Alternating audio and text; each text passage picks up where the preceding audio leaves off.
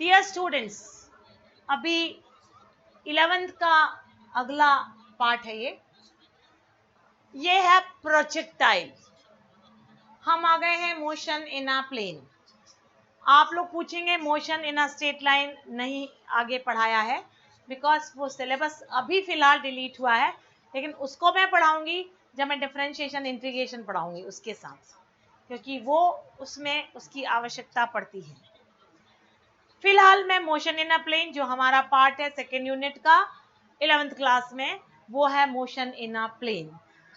अब आप जब भी एक प्लेन का आइडिया दिमाग में आता है, you can imagine this board as a plane. ये बोर्ड को आप प्लेन के रूप में कंसीडर कर सकते हो, और अगर ये बोर्ड प्लेन है तो इसको अगर हम यहाँ पर एक पॉइंट लगाते हैं और इसको हम ओरिजिन मानते हैं, तो इस चीज को लोकेट करने के लिए हमें निश्चित रूप से एक्स और वाई दोनों कोऑर्डिनेट की जरूरत पड़ती है। तो इसीलिए इसको बोलते हैं two dimensional motion. Two dimensional motion plane में क्यों होता है?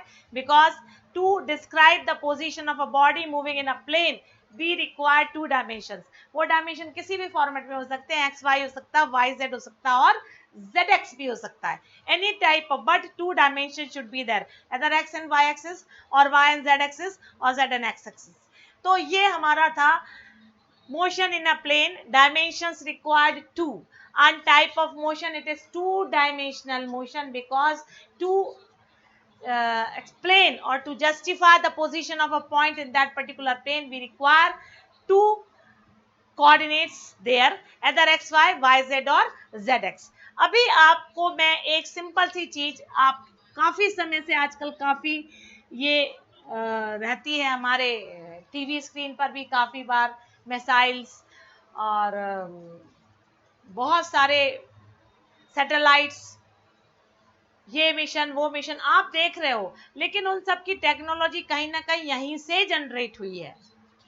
अब मैं आपसे पूछती हूँ सैटेलाइट, सैटेलाइट क्या एक प्रोजेक्टाइल हो सकते हैं? Whether satellite is a projectile, satellite is a projectile, satellite एक प्रोजेक्टाइल ही है। क्यों सैटेलाइट को हम एक प्रोजेक्टाइल के रूप में मान सकते हैं? क्योंकि वो जो सैटेलाइट है, when it is released from the rocket, it moves in the orbit around the earth or around the sun or around any planet,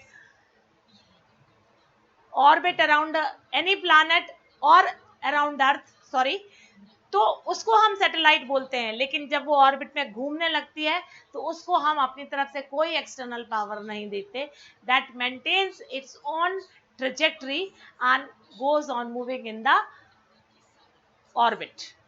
तो सैटेलाइट को अगर हम एक प्रोजेक्टाइल मान रहे हैं, और मैं सैटेलाइट की एक सिंपल डेफिनेशन आपको बता रही हूँ कि सैटेलाइट वो चीज है जो रॉकेट से जैसे ही वो रिलीज होती है, then it has its own way to move, उसके लिए कोई एक्सटर्नल सोर्स की जरूरत नहीं पड़ती। नाउ वन मोर क्वेश्चन, एक पत्थर हमने फेंका, डोंट थ्रो इट, बट अगर हम एक पत्थर फेंका तो वो पत्थर क्या एक सैटेलाइट हो सकता है? सॉरी, क्या वो stone which is throne can be a projectile? Yes.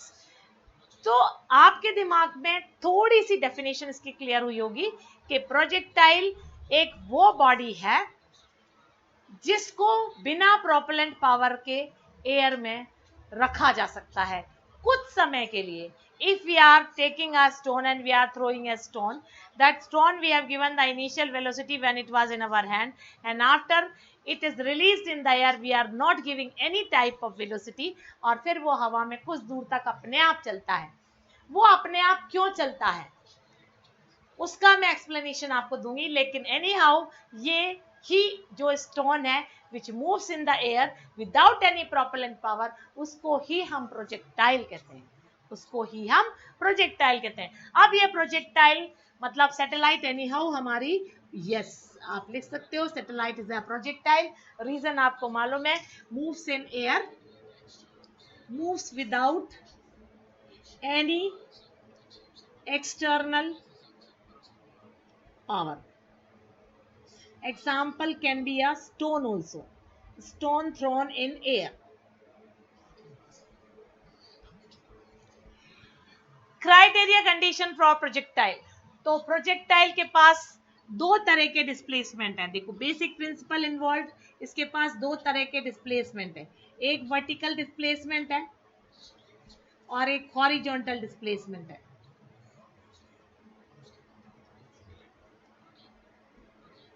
Vertical displacement है और एक हॉरिजॉन्टल डिस्प्लेसमेंट है।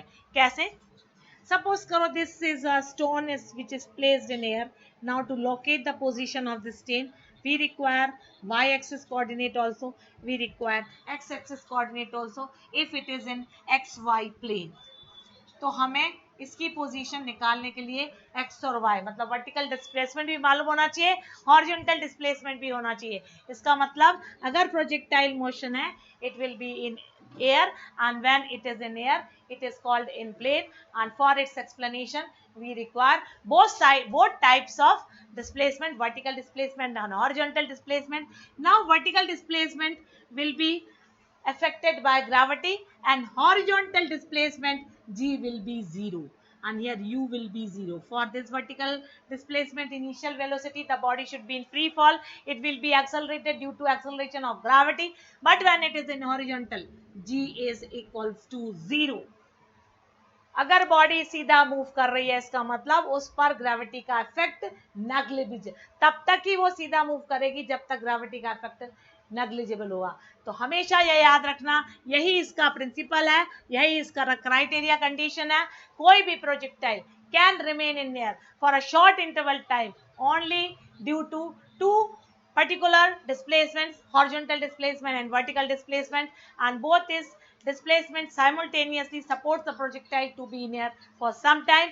Horizontal displacement is having a special condition that it will not have any type of gravitational pull affected, and vertical displacement gravitational pull will be there in that particular। So here you see two displacement simultaneously take place हो रहे हैं, vertical and horizontal, और ये दोनों displacement जो यहाँ पर act हो रहे हैं they are independent of each other, they are independent of each other, वो एक दूसरे को अफेक्ट नहीं करेंगे क्योंकि दोनों की जो कंडीशंस हैं वो टोटली डिफरेंट है। एक पर u 0 है तो वो वर्टिकल डिस्प्लेसमेंट हो जाएगा और एक पर g 0 है वो हॉरिजॉन्टल डिस्प्लेसमेंट हो जाएगा। तो इस तरीके से हम आ रहे हैं मोशन इन अ प्लेन में, और मोशन इन प्लेन में हमने शुरुआत करी है प्रोजेक्टाइल से, प्रोजेक्टाइल मोशन से, उसका क्राइटेरिया, उसके एग्जाम्पल्स और कौन सा प्रिंसिपल फॉलो वो कर रहा है वो हमें मालूम होना चाहिए। और इसी हिसाब से हमारे पास दो तरह की प्रोजेक्टाइल भी हैं, हॉरिजॉन्टल प्रोजेक्टाइल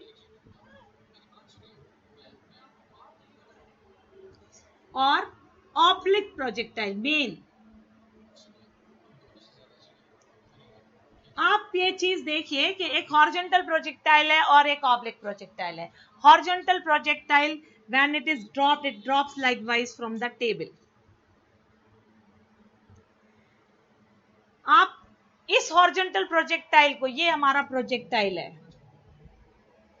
ठीक है, और ये प्रोजेक्टाइल जो है इसका जो ये पाथ है उसको हम बोलते हैं ट्रैजेक्टरी, उसको हम बोलते हैं ट्रैजेक्टरी। और जो ऑब्लिक प्रोजेक्टाइल है उसमें जब हम बॉडी को थ्रो करते हैं तो it is throne like this making an angle with either horizontal और वर्टिकल, और ये हमारी हो जाएगी ट्रैजेक्टरी। तो आप ये देखिए कि दो तरह के प्रोजेक्टाइल हैं और दोनों ही अपने आप में बहुत इंपॉर्टेंट हैं।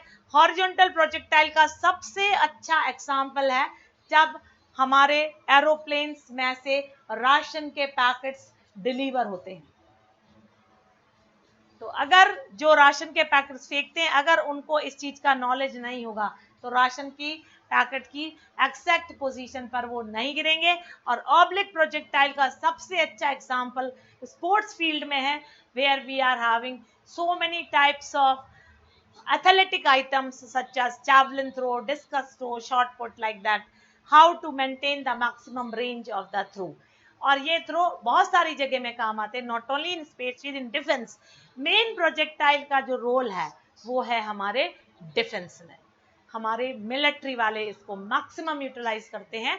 और जो राशन के पैकेट्स फेंकते हैं जो सपोर्ट करते हैं दुनिया में, जब बाढ़ आती है आजकल ये चीज़ बहुत वो है देखने में कि हेलीकॉप्टर से या एरोप्लेन से राशन के पैकेट से ऊपर से फेंक रहे हैं, तो जब फेंकते हैं तो उनको एक प्रोजेक्टाइल का कॉन्सेप्ट दिमाग में रखना होता है।